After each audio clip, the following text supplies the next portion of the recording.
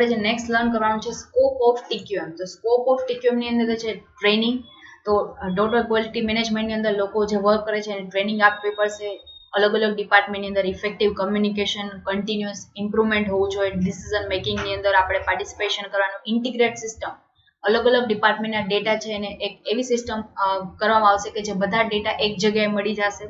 એને integrate system કહેવાય. Strategic and systematic approach. તો જે સિસ્ટમેટિક અને સ્ટ્રેટેજિક અપ્રોચ છે એ લેવામાં આવશે. અલગ અલગ સ્ટ્રેટેજી છે એ ઇમ્પ્લિમેન્ટ કરવામાં આવશે. ટીમ વર્ક, ક્વોલિટી મેન્ટેન કરવાની. એમ્પ્લોય કમિટમેન્ટ, કે એમ્પ્લોય છે એને કમિટ કરેલું હોય કે આ વર્ક એ પૂરું કરશે, બરાબર છે, તો એ એમ્પ્લોયનું કમિટમેન્ટ છે એ મેન્ટેન કરવાનું છે. કસ્ટમર સેટિસ્ફેક્શન, કસ્ટમરને સેટિસ્ફાઈડ થાય એવી જે કોઈ પણ પ્રોડક્ટ છે, બરાબર છે, એની અંદર કસ્ટમરને સેટિસ્ફેક્શન થાય એવી સર્વિસ આપવાની છે, એવી ક્વોલિટી પ્રોવાઈડ કરવાની છે કે જે તમે પ્રાઇસ પે કરે એના બદલાની એને એટલી ક્વોલિટી મળે. Process approach. Process approach means કે જે પ્રોસેસ છે આપણે કરીએ છીએ તો એ પ્રોસેસ ટેસ્ટિફાઈડ હોવી જોઈએ, મીન્સ કે ટેસ્ટ કરેલી હોવી જોઈએ. નેક્સ્ટ છે કી factors.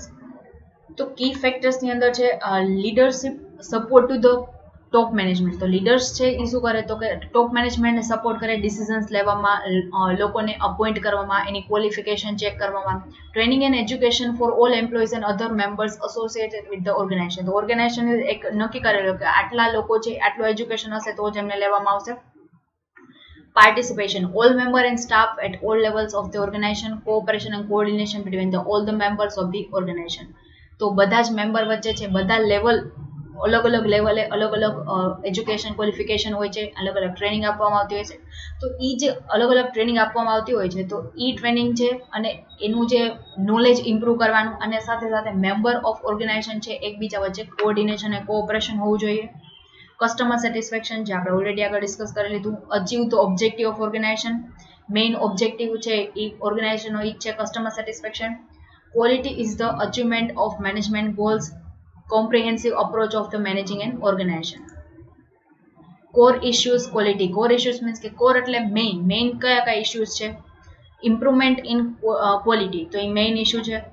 Preventive of errors and wastages. તો એરર ઓછી થશે, વેસ્ટ ઓછું થશે તો જ કોસ્ટ ઓછી થશે, તો બેનિફિટ વધારે થશે, તો એ પણ કોર ઇશ્યુ છે. ઝીરો ડિફેક્ટ, કોઈ પણ ડિફેક્ટ ન હોવી જોઈએ. Empowerment, quality on the line and process management. Empowerment છે, એમ્પાવરમેન્ટ હશે એટલે આપણે એને પૂરેપૂરા બધા રાઇટ્સ આપી દેશું, અને કોઈ જગ્યાએ છે પૂછવાની જરૂર નહીં પડે, તો રાઇટ ટાઈમે ડિસિઝન લેવાશે. ક્વોલિટી છે ઓન ધ લાઇન એટલે એને એ જે વ્યક્તિ છે કે જે એ ડિપાર્ટમેન્ટ હેન્ડલ કરે છે એ વ્યક્તિ ડિસિઝન લઈ શકશે.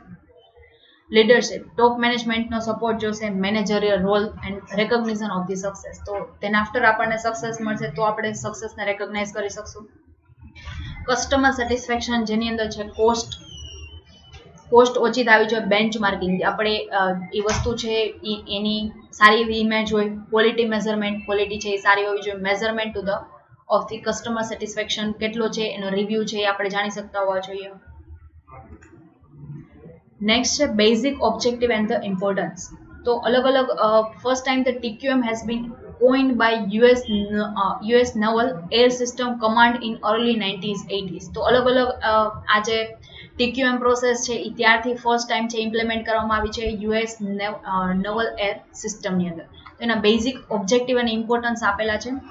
Two involve the everyone in the organization by encompassing every function of admin, production, marketing, finance, HR, communication, etc. in quality approach.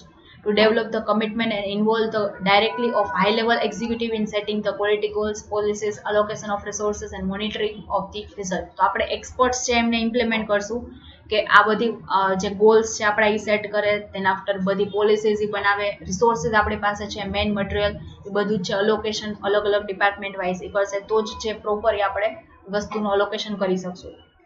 To realize that transforming an organization means fundamental changes in basic beliefs that transform everyone's job. તો અલગ અલગ લોકોની job છે, beliefs છે એ transform કરશે. Building quality product from the beginning.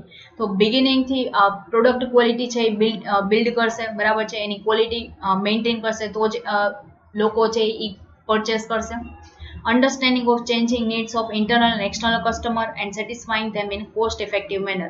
તો internal means કે employees છે, સપ્લાયર છે, બધા આપણા ઇન્ટરનલ કસ્ટમર છે કે એને પણ સેટિસ્ફેક્શન મળવું જોઈએ, અને એની સાથે સાથે એક્સટર્નલ કસ્ટમર છે કે જે આપણી વસ્તુ પરચેસ કરે છે તો એને પણ કસ્ટમરના સેટિસ્ફેક્શન મળે એવી વસ્તુ છે એ કરવાની છે આપણે, બરાબર છે, એનું મેઇન ઓબ્જેક્ટિવ છે. instituting the leadership instead of mere supervision of better quality output and performance with the cost reduction. તો cost reduction થવું જોઈએ, બેટર ક્વોલિટી છે એ આપવાની છે કે જેટલી પ્રાઇસ પેકર છે એટલે ક્વોલિટી એમને મળવી જોઈએ. તો એના માટે આપણે લીડરશિપ છે એ પ્રોવાઈડ કરશું, એ વસ્તુ ઉપર આપણે સુપરવિઝન રાખશું તો એરર છે ડિટેક્ટ થઈ શકશે અને એને ટાઈમલી કરેક્ટ કરી શકશું. To minimize the barriers between the employee department to achieve the common objective. તો જે એમ્પ્લોયી અને જે ડિપાર્ટમેન્ટ મીન્સ કે ટોપ લેવલ મેનેજમેન્ટ સાથે જેટલા બેરિયર્સ છે એ મિનિમાઇઝ કરશું તો જ આપણે ઝઘડાઓ થશે તો આપણે આપણા ઓબ્જેક્ટિવ છે અચીવ નહીં કરી શકીએ. તો એ મિનિમાઇઝ કરીને ઓબ્જેક્ટિવ અચીવ કરવામાં આવશે. Develop the programs for training and education with participation from all the members. તો આપણે એવા પ્રોગ્રામ ડેવલપ કરશું કે જેનાથી ટ્રેનિંગના અને એજ્યુકેશનના કે જેની અંદર બધા જ મેમ્બર છે એ પાર્ટિસિપેટ કરી શકે અને આપણે જે આપણા ગોલ્સ છે અચીવ કરી શકે. બરાબર છે. તો આપણા બેઝિક ઓબ્જેક્ટિવ અને ઇમ્પોર્ટન્સ હતા આપણું ચેપ્ટર થાય છે પૂરું. Thank you.